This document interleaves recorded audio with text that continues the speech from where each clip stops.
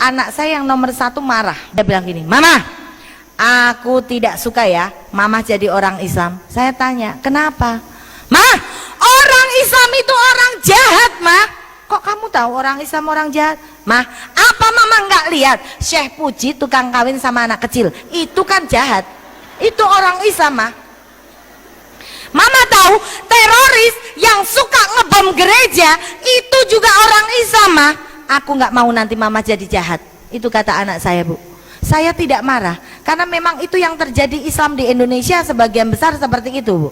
Coba saya katakan kepada anak saya namanya Noni, "Nih, Mama dulu juga beranggapan seperti itu, tapi itu di Indonesia. Yuk kita lihat di Amerika.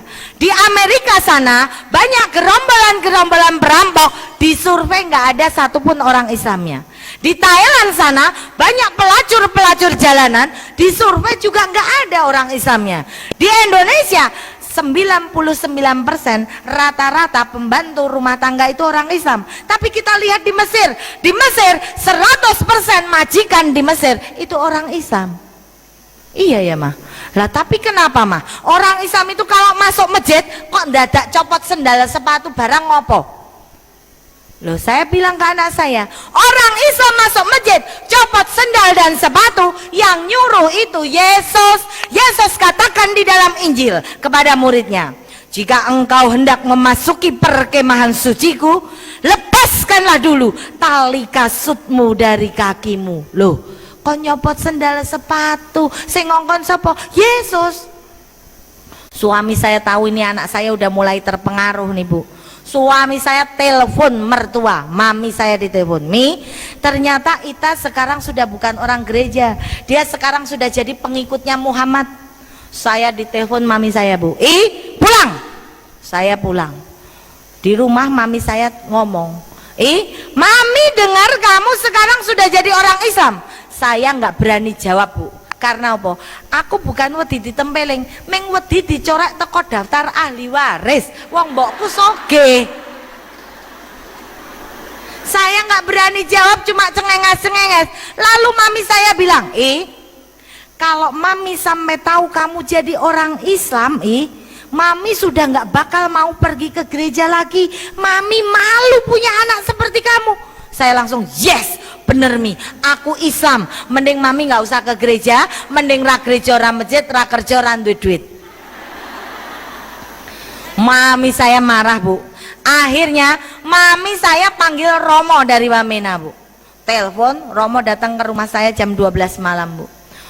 Kaget saya, "Loh, Romo ngapain datang ke rumah saya malam-malam?" "Jelas saya sampai di sini karena saya tahu di sini itu ada domba yang hilang." Loh, aku dipadake wedhus. Maaf, Bu, kalau ada kiai, ustadz itu berdakwah, SK kita sebagai umat muslim adalah lakum dinukum waliyadin, la ikraha fiddin. Kita tidak boleh memaksa. Kewajiban kita hanya menyampaikan tentang kebaikan. Nih loh, ada agama yang baik. Perkara kamu mau jadi Islam atau bukan, itu urusan hidayah, bukan urusan kita, Bu. Tapi maaf, kalau ada pendeta, pastor, khotbah, SK mereka ada di Matius. Di dalam Matius ada tertulis, "Pergilah ke seluruh dunia, carilah domba yang sesat dan baptislah dia demi nama Bapa, Putra dan Roh Kudus." Jadi kewajiban untuk membaptis domba yang sesat. Siapa domba yang sesat? Kita-kita yang tidak mengakui Yesus Kristus sebagai Tuhan. Jadi nek ana wong Islam gelem dicekel-cek dilebokke gereja, kuwi tandane wedhus tenanan.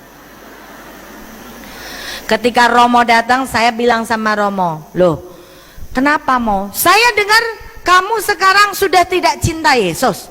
"Oh, Romo salah. Justru karena saya cinta Yesus, saya masuk jadi orang Islam." Saya berdiskusi, debat dengan Romo sampai jam 3 pagi, Bu. Akhirnya Romo kalah debat dengan saya. Dia bilang, "Kamu itu ndablek." Saya bilang sama Romo, "Mo, gini aja, saya nggak ndablek. Besok pagi, Mo, saya akan ke gereja lagi. Plus Romo tak kasih bonus 1 buah mobil BMW anyar Grace. Tapi dengan syarat, temukan di dalam Injil bahwa Yesus Kristus agamanya Katolik." Nggak ada, Bu.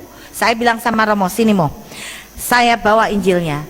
Saya bisa membuktikan bahwa Yesus Kristus saya agamanya adalah Muslim. Di dalam Injil Markus ada tertulis, ketika di antara para muridnya, Yesus memimpin doa dengan cara Yesus maju sedikit di antara muridnya dan merebahkan tubuhnya ke tanah. Nek Yesus maju sedikit di antara muridnya, itu kan artinya Yesus jadi imam, Bu. Yesus merebahkan tubuhnya ke tanah, artinya Yesus sholat. Iya betul. Saya tanya sama Romo, ini bukti bahwa Yesus adalah Islam. Lah saya tanya lagi, Mo, kenapa di Masjidil Aqsa itu kok untuk rebutan orang Islam sama orang Nasrani? Apa jawab Romo? Jelas, karena nanti pada akhir zaman tabut perjanjian akan terbuka di situ dan Yesus berdoa di situ. Loh, nek Yesus berdoa di Masjidil Aqsa, itu berarti Yesus agamanya apa? Islam. Ini dibantah sama Romo. Romo bilang, ya nggak bisa, di Palestina sana semua bentuk rumah memang seperti masjid. Saya ngomong, lah tapi kenapa namanya Masjidil bukan Gerejadil? Romo kalah, Bu, ngomong sama saya. Akhirnya Romo pulang dengan sejuta kekecewaan karena tidak berhasil menemukan domba yang sesat. Ketemune wedhus sing pinter. Akhirnya Romo pulang. Nah, saya saking senengnya beribadah jadi wong Islam, Bu. Tidak ada satu orang pun yang mampu menghalangi saya untuk beribadah secara Islam. Saya bebas menggunakan jilbab. Nggak ada yang berani melarang saya, karena debat sama saya pun nggak menang. Akhirnya apa? Saya senang ketemu Pak Kiai bilang, kalau orang Nasrani pindah ke Islam, semua dosanya itu dihapuskan. Kamu bagaikan bayi yang baru lahir, dosa itu sedikit sekarang, sudah nggak ada dosa sama sekali. Dosamu diawali dari sekarang, Seneng saya, Bu, berarti dosaku kan luwih sidik timbang jenengan. Tapi ketika aku ketemu dengan Pak Kiai yang satu lagi, Pak Kiai bilang, tiap hari dosamu tambah besar dan tambah besar. Kok bisa, Pak Kiai? Loh, jelas, kamu kalau kikuk-kikukan malam hari sama suamimu yang belum muslim, itu hukumnya sama dengan zina. Itu dosa besar. Ya aku delek-delek toh, Bu.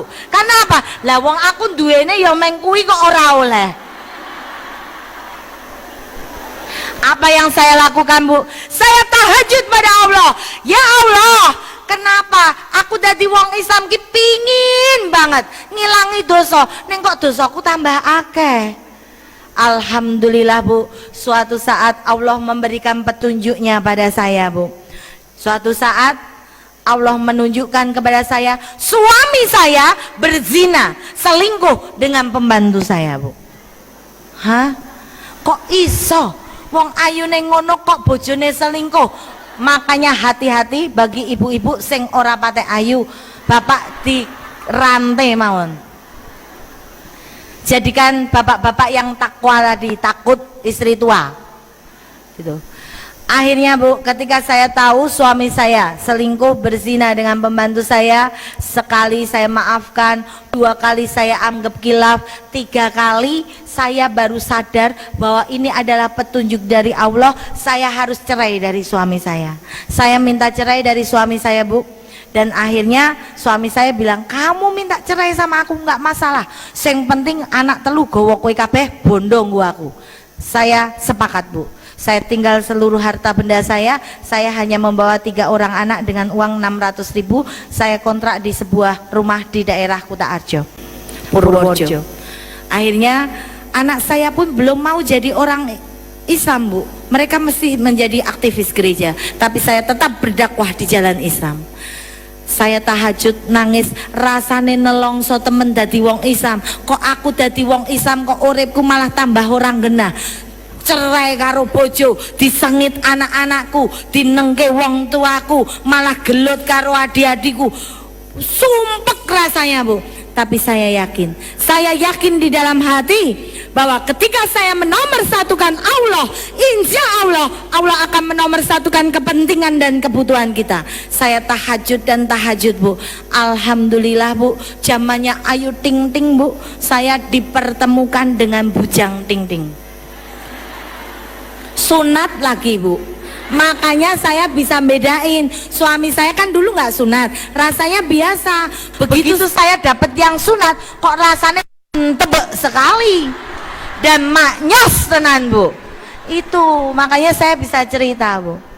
Alhamdulillah ketika saya ketemu dengan bujang ini, inilah awal dari anugerah terindah yang diberikan Allah kepada saya. Setelah saya lama bertahajud, saya nangis. Pada saat saya nangis, saya curhat sama Allah, kenapa hidupku seperti ini. Akhirnya ketika tahajud saya buka sebuah Al-Quran, saya membaca sebuah ayat di dalam Al-Quran yang artinya adalah, jangan kamu mengaku dirimu beriman jika Allah belum menguji kamu. Saya langsung dek, ini adalah ujian. Alhamdulillah akhirnya selang berapa waktu saya dipertemukan dengan bujang ting-ting. Saya pun tanya sama bujangnya, lo kamu nggak rugi bujang kok pingin ngelamar rondo anak telu? Apa jawab bujang ini? Enggak, aku adalah laki-laki paling beruntung di dunia ini. Kenapa? Beli satu dapat 4. Itu jawabnya begitu. Alhamdulillah ketika saya menikah dengan bujang ini Bu, saya selalu sholat jamaah di masjid. Ketika saya jamaah di masjid, pulang sholawatan, masuk rumah dengan mengucapkan salam, ini ditonton oleh anak saya. Ternyata anak saya melihat, oh orang Islam ki kok indah banget ya, ternyata orang Islam terlihat damai sekali ya. Ketika saya ketinggalan jamaah di masjid, saya jamaah dengan suami di rumah. Ketika saya jamaah dengan suami di rumah, diintip sama anak saya Bu. Begitu selesai sholat, anak saya bilang, Mah, ternyata wong Islam ki romantis ya Mah. Saya tanya kenapa? Loh, kalau mama sholat sama papi itu kan aku ngintip Mah.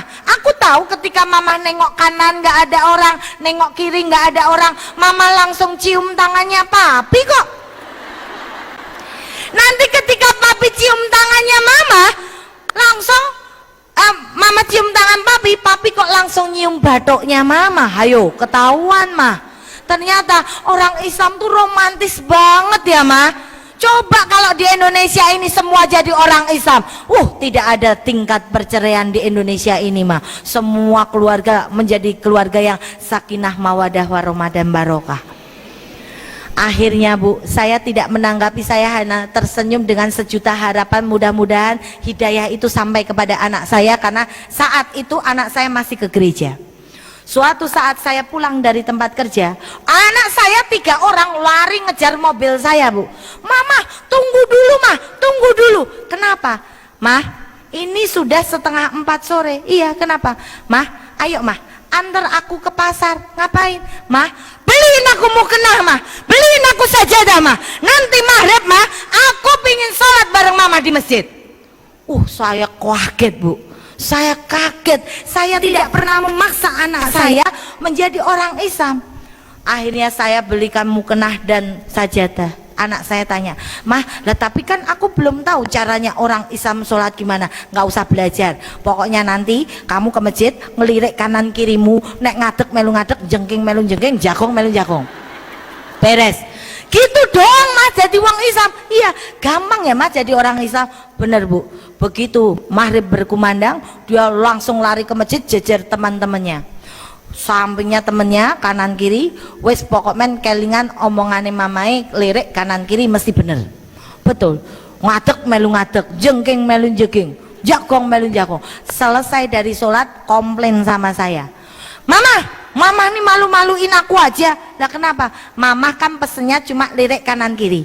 Begitu lirik kanan kiri aku malah tambah bingung Mah. Lah kenapa? Lah waktu duduk itu samping kananku tangannya begini terus Mah, samping kiriku tangannya muter-muter begini Mah. Lah yang bener yang mana Mah? Ya semua bener lah. Kamu tadi gimana? Aku tadi bingung tak kombinasi Mah, kadang gini kadang muter-muter. Ya nggak apa-apa. Inilah Bu, ini contoh kita sebagai orang tua, kita adalah mesin fotokopinya anak. Jangan berharap anak kita jadi soleh, soleha kalau kita sendiri tidak bisa memberi panutan yang baik bagi anak kita. Ketika saya pulang di rumah, saya deres Quran, anak saya melihat kok mama bisa baca Quran. Akhirnya dia bilang, Mah, mbok aku dipanggilin bu guru Mah, aku kan juga pingin baca benang bundet kayak mamah gitu. Saya panggilkan Bu Nyai datang ke rumah belajar. Alhamdulillah Bu, 3 orang anak saya itu sekarang sudah khatam semua, alhamdulillah. Bahkan yang paling besar saat ini lulus SMP, dia malah bilang, "Mah, aku nanti mau sekolah di Pondok Madiun karena aku pingin hafid Quran, aku pingin hafal Quran." Mohon doanya ya Bu. Anak saya yang tadinya benci terhadap orang Islam menjadi senang dan cinta kepada orang Islam. Itulah kita tidak perlu memaksa, ora perlu jotosi balane dewe Bu. Yang penting kita tetap berdakwah bahwa Islam adalah yang baik dan benar. Saya yakin semua yang ada di sini adalah orang-orang Islam toh Bu. Nabinya siapa Bu? Nabi Muhammad. Lah, Ibu dulu milih nabinya dulu apa agamanya dulu Bu? Kalau dulu aku kan milih nabinya dulu, wong ganteng Bu. Jenengan milih agamanya dulu yang baik atau nabinya yang ganteng Bu? Hah? Nabi? Agama?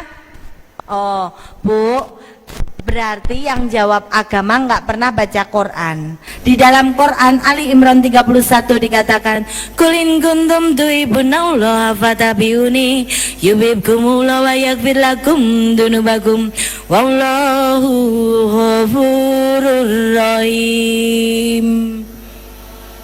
Apa artinya Bu? Embo. Katanya ibu-ibu senangnya lagu Tombo Hati. Tombo Hati gimana Bu? Tombo hatiku 5 perkarane, gitu Bu. Kaping pisan maca Quran samaknane, gitu Bu lagunya. Benar Bu? Lah udah belum Bu? Belum? Berarti lagunya salah, diganti Bu besok. Tombo hati iku 5 perkarane, kaping pisan maca tangga sama reme. Kalau itu udah Bu. Itulah ibu-ibu Bu. Ali Imran 31 dikatakan, "Katakan Muhammad, jika umatmu sayang padaku, cintailah dulu nabinya, baru agamanya Bu." Jadi siang hari ini saya ingin mengajak ibu mencintai dulu nabinya, baru agamanya. Seneng ngosek karo sing gowo, gek seneng karo sing digowo. Kowe seneng karo sing digowo, orang ngerti sapa sing gowo, iso mlebu penjara. Motor fiction 29 juta, tekan kene dadi 3 juta sing gawa gali. Jenengan purun mboten? Mboten, mergone sing gawa gali, nggih mboten Bu? Tapi nek ana roti enak, gede, menus, kayane seger, tekan kene sing gawa asu. Purun mboten? Mboten, sing gawa asu. Tapi kalau Islam, Nabi Muhammad sing gawani sing maha kuasa kon ngedonke karo kabeh menungso sing urip ning alam donya, sing pingin uripe mulya, sing pingin urip ora dinyek tangga, ning syarate kudu salat sedina ping 5. Sampun nggih Bu. Karena yang membedakan kita dengan ketek itu sholatnya Bu. Kabeh gayane ketek ditiru menungso. Ketek mangan awake dhewe mangan, ketek ngombe awake dhewe ya ngombe, ketek garuk-garuk awake dhewe ya iso garuk-garuk, ketek doyan kacang awake dhewe ngungkuli le doyan kacang. Sing bedake dhewe karo ketek, nek ketek ora sholat awake dhewe sholat lho Bu. Dadi nek jenengan mangke dalu diambung bapak mboten nate sholat, berarti padha karo diambung. Nggih. Jenengan duwe anak ora salat dinengke wae berarti padha karo duwe anak. Nah, jawab dhewe Bu. Dadi nek aku kok ora salat berarti aku.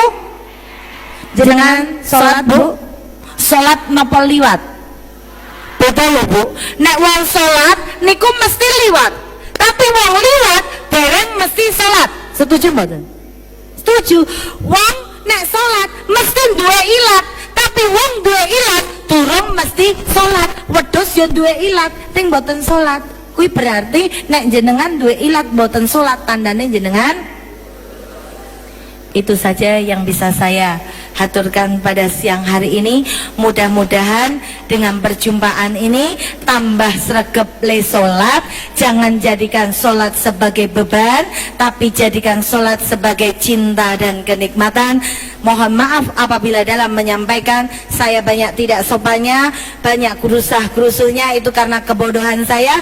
Tapi kalau ada sebuah kebenaran, semua itu hanya karena Allah Ta'ala.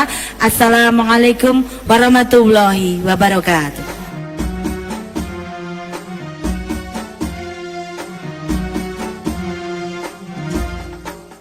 Ya Allah biha, ya Allah biha, ya Allah bi husnil khatimah.